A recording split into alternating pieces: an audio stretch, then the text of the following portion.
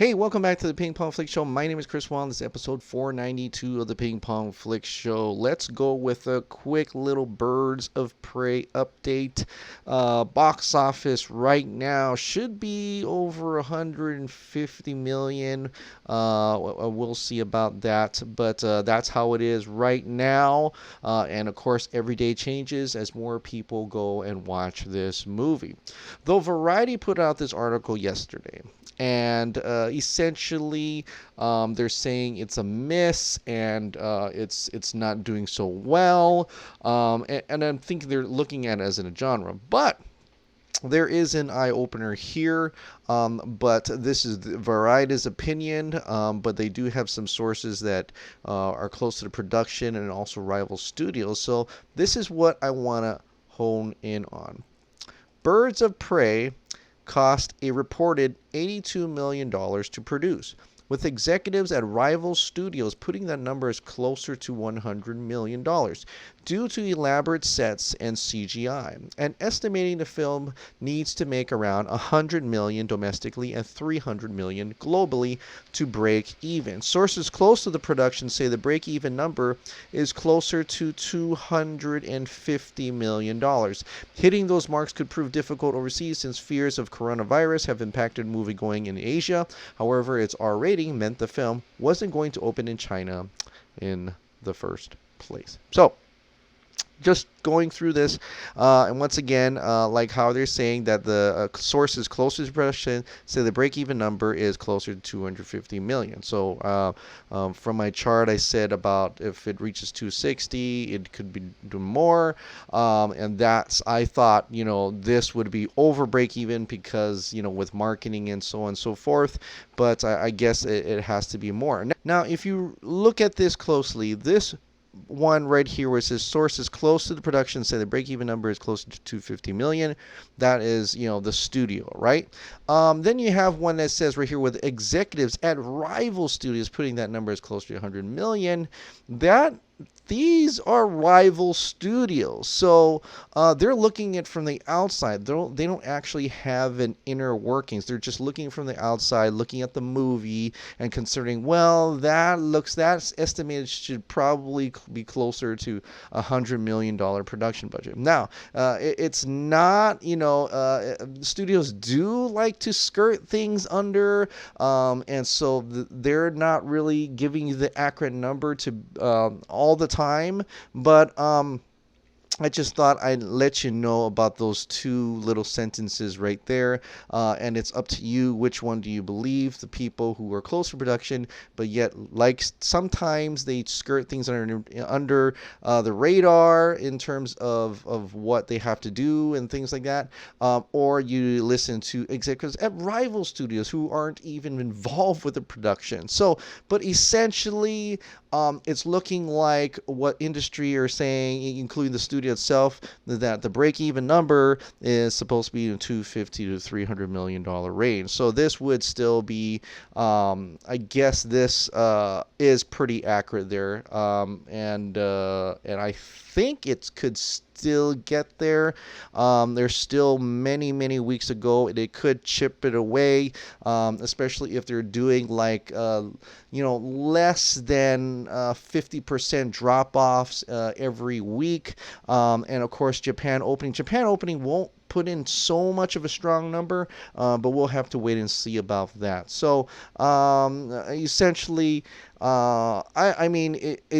I feel like it could get to the break-even number and maybe even just a little bit more, and probably make more money off in home video and home entertainment. But we'll have to wait and see about that. And we'll have to wait and see what Warner Brothers does after this. But there is the other movie, Harley Quinn movie, that is coming out. And here are some more set picks. And thank you to Walt and Uber Kryptonian. Essentially saying here, there's King Shark, Polka Dot Man, Harley Quinn, Ratcatcher. Now we know who that is, and possibly and Vigilante, and you can actually see that this is in. You can see the polka dots on this guy. Yeah, Ratcatcher, and this is interesting. This is probably our first look at King Shark before King Shark. So essentially a gray suit. This is probably will they add in the CGI head, the shark head, even the CGI probably it's a CGI body as well, and he's just in that suit so they can capture his motions and stuff like that. So definitely that. I do like if that is Vigilante's suit a little bit. It almost, if you look closely, it almost looks like, and I could be, I mean, it kind of reminds me of like a Pacific Rim suit. Yeah, one of the Jaeger pilot suits or something like that. He almost looks like, I mean, this Idris Elba. He almost looked like how he looked in Pacific Rim, right, in the Jaeger suit. But of course, you have Harley here, Polka Dot Man. Fairly ridiculous looking, but probably add some comedic effect to this movie. I know she's still carrying her javelin here, so that is essentially an interesting weapon of choice for this movie. And I'm just wondering, who are they fighting here? What are they fighting here? I'm thinking this is Team B, as we've seen him shoot Team A, that had Nathan Fillion in it, and the alien giant, well, not a giant, but the alien warrior in there. So I think it's two different squads, and so far it's seeming to look that way. So within the next 2 weeks, the filming will close. You'll see if there's any reshoots that James Gunn will have to do, and possibly I really hope he does something in terms of showing like an official picture of all the costumes and how it's supposed to be lighted, how it's supposed to look, instead of us finding out through these behind the scenes. I mean, it's already too late, really, but we still would like to see that official look, right? Matt Reeves is still kind of just teasing on Batman. Today was Bruce Wayne's birthday, so he said happy birthday, Bruce. And you notice it's a little comic strip. This is from I believe Batman Year One, and we've got some interesting things here, adults only. So it's definitely what maybe he's trying to say. It's that possibly this movie could essentially be PG-13. Essentially, many things. I mean, there were some people who were saying that this would be year two, second year Batman, but he keep pushing that just a little bit to show you that this may indeed just be year one, maybe a later part of that year one, and not essentially the very first, but year one nonetheless, and it could potentially be either PG-13 and possibly even rated R. So that would be another movie for the DC if they continue this rated R route. That includes Joker, and now possibly the Batman. We'll wait and see.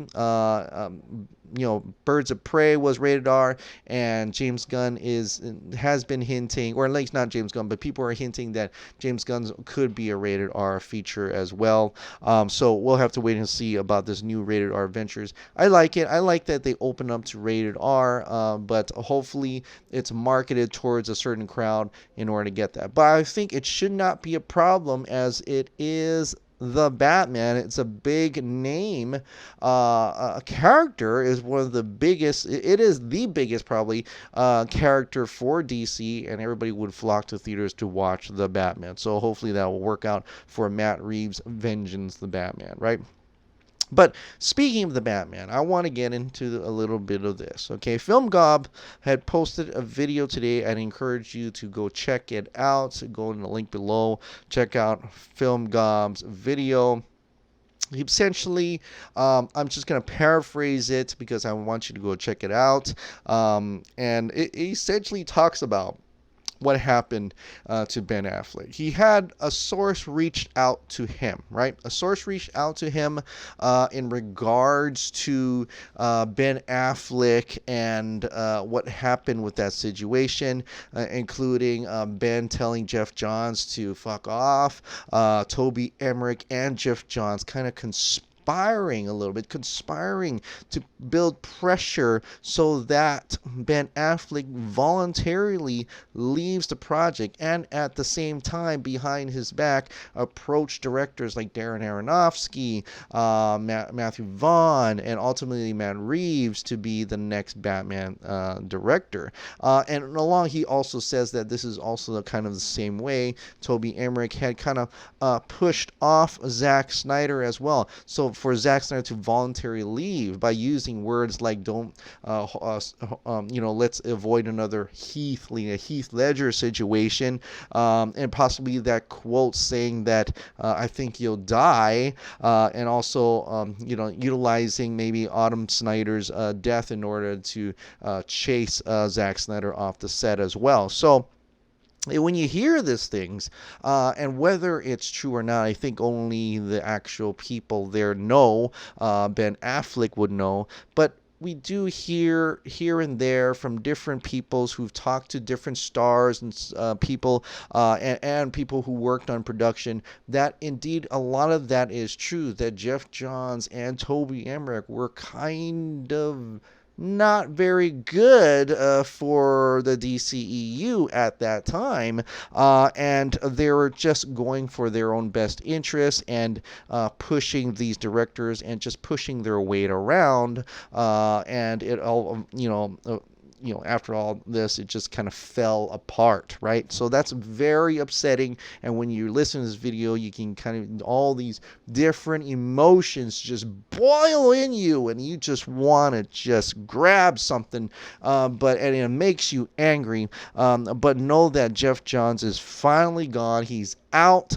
Toby Emmerich, although unfortunately, is still there. Hopefully, I don't know if he's turned a new leaf or has less of a power over this whole situation. I really hope he does. But it does say something incredibly terrible about that situation. I feel totally terrible for everybody who was involved in that, who was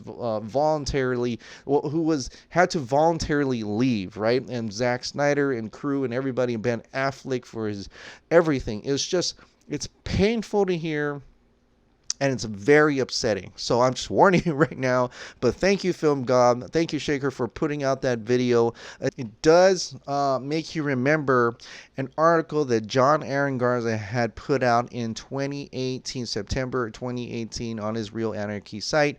The exclusive, the true Hollywood story of Ben Affleck's The Batman, also kind of showcasing what Ben Affleck and how Geoff Johns had kind of just was very much responsible for pulling that apart, and it's equally upsetting, but it just reminds you of that, of what happened back then. So essentially, that's kind of what happened. I want to read to you this because I just remembered it when I'm reading about and listening to about Toby Emmerich and Geoff Johns, right? This is a quote, a pretty famous quote, I think, I hope you've heard of it, from a U.S. Senator named Barry Goldwater. He said this: "Those who seek absolute power, even though they seek it to do what they regard as good, are simply demanding the right to enforce their own version of heaven on earth.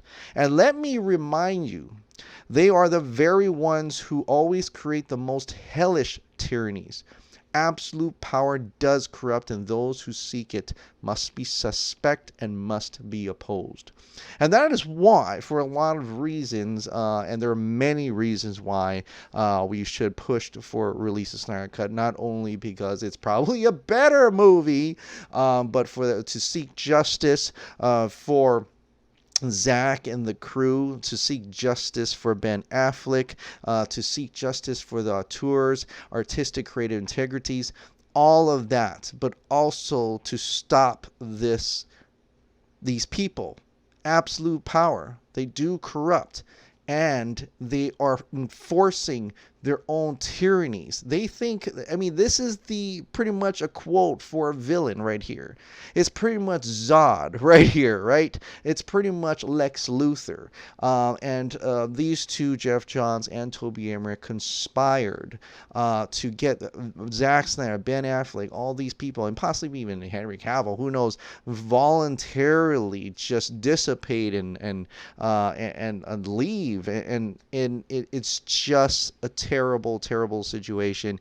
And these people, I'm glad one is gone, but the other must be kind of dealt with, right? But I believe, just like Film Gob says, nothing can truly, really heal until they actually release the Snyder Cut. I think that would be a step in the right direction in finally healing their past failures, his past mistakes, and also maybe even an opportunity before we even think about Ben Affleck coming in as Batman, before we even think about Zack Snyder and hopefully continuing on with the Justice League.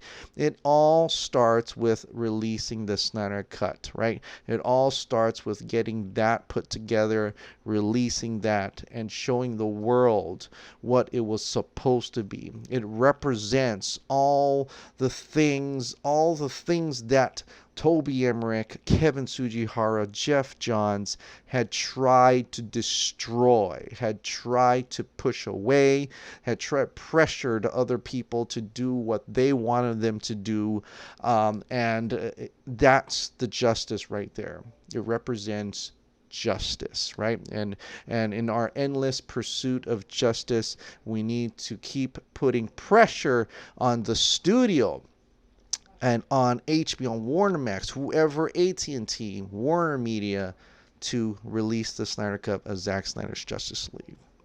But on a lighter note, I wanted to kind of just a little picker-upper. Zack Snyder's Justice League, their Ink to the People are relaunching the shirts, the hoods again. So if you haven't gotten to get it, haven't been able to get this or hoodie, and I don't know if the beanies are up there, but they are relaunching it for it. But it's an interesting little note there that they put up. Zack Snyder's JL relaunch for 2022.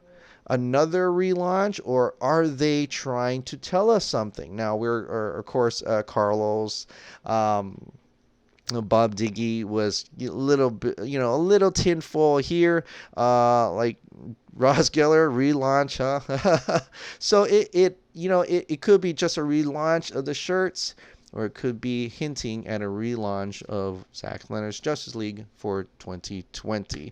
Hopefully that's the case. We'll just have to wait and see, and we have to just be a little patient about that matter. In the meantime, there, of course, the Zack Snyder's Justice League fan poster sweepstakes is still going on. Go to their post, and under their post, pick your 3 best posters to see what you think Zack Snyder will pick as his winning fan poster, and hopefully we'll see what he does with it and what prize comes with that as well. All right, guys. Well, thank you so much for subscribing. Thank you so much for watching. I'll see you next time.